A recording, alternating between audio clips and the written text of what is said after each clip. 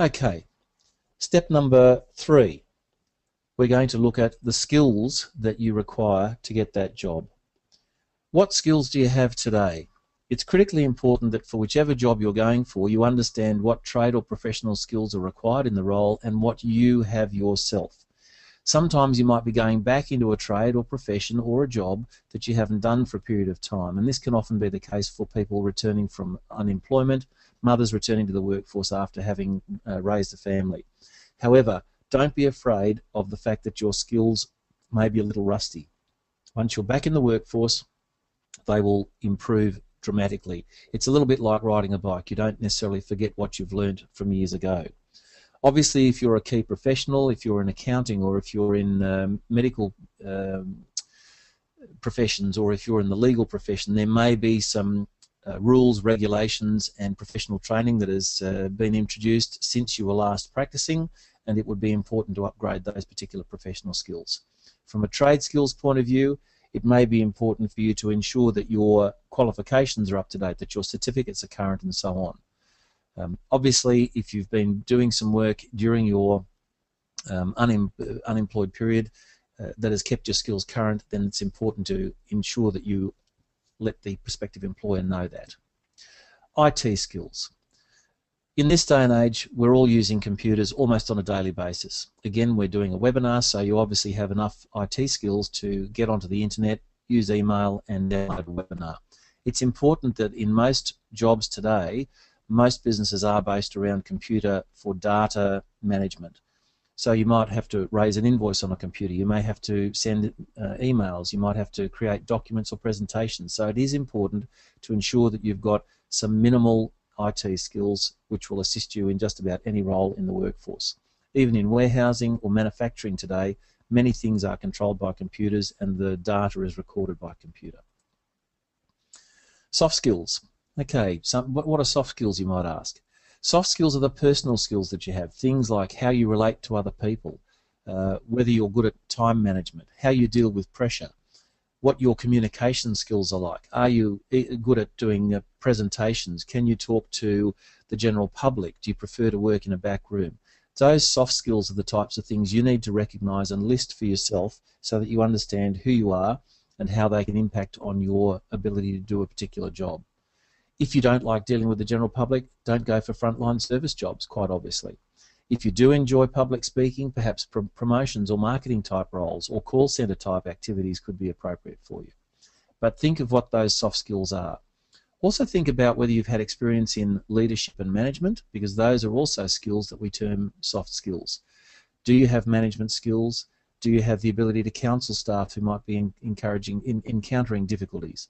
Those types of skills are also important when you're applying for a job to identify for a prospective employer. Finally, non-vocational skills, and we referred to this in the previous module, where you might be doing things outside of the workforce, outside of your paid employment, that are skills that you acquire. Again, you might not use computers in your job, but you do at home, so you do have computer skills that are available. You might be somebody who is working in a warehouse, but on the weekends you've got a part-time job at the local club in hospitality, so you have the ability to pull beers, to wait tables or whatever. So you've got non-vocational skills that are skills you're not using in your full-time job. Again, list these skills for an employer because they add value to who you are and the skills that you can offer to the workplace. So that's our skills out of the way. Let's have a look at step number 4, presentation. This is one of the key areas that often do people a great disservice. Most of us don't realise, but approximately 75% of the impression we make of somebody at the first meeting is based on the visual image that you project. It is critically important that you project the right image if you're to have any chance of getting the particular job.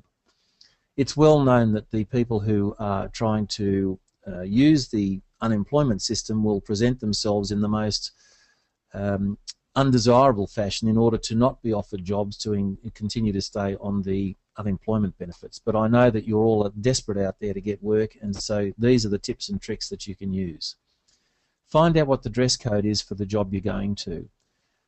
If you are in a trade, it may be appropriate for you to wear your trade clothes to go for that job interview. If you're in a profession where a suit and tie is required for gentlemen, or a formal dress or a dress suit is required for the ladies, it is important that you establish that prior to going to the interview and you dress appropriately. There are many professional areas nowadays that are doing away with ties, but the men are still wearing suits and open neck shirts. So again, do a little bit of research before you go to the interview and find out what the appropriate dress code is. Sometimes even if you're working in trades clothing in the job, you may be required to wear a more professional presentation, so a suit or sports jacket and sports trousers as part of your presentation for the interview. Second, and probably the most critical issue, is your personal grooming. Make sure that you are clean and well presented when you go to that interview. Make sure your hair is clean, washed and brushed. Make sure that if you have, ladies, if you have nail polish, make sure that you either have no nail polish on at all, or it is complete on your fingernails. The worst thing you can do is have chipped nail polish. It speaks volumes about your attention to detail. If you don't care enough about your personal presentation, how much will you care about the job that you're doing?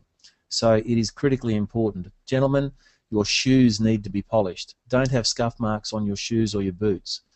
If it's appropriate for you to be wearing runners, then there's not a key issue, but if you're wearing shoes that need to be well presented, make sure they're polished. And this goes for the ladies too.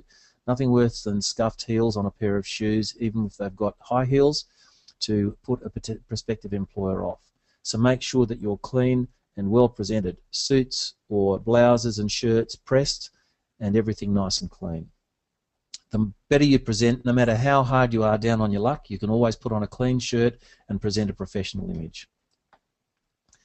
Confidence. This is one of the key things that is often a challenge when you've been either long-term unemployed or you've had many, many rejections on the job hunt. You do need to exude confidence. Confidence in who you are and what you can bring to the employer. You need to go in with your head held high and look the interviewer straight in the eye. And we'll be talking about that in more detail in our next module about interview skills. But confidence is one of those things that is contagious. If you go in feeling depressed, feeling nervous, not presenting a confident image, then it will reflect in how you relate to the interviewer in interview. So go in with the confidence of the knowledge of who you are and what you can offer that company, and present yourself well, keep your head held high, and you'll be surprised how well things can go for you. So we spoke about interview skills. That'll be our next module.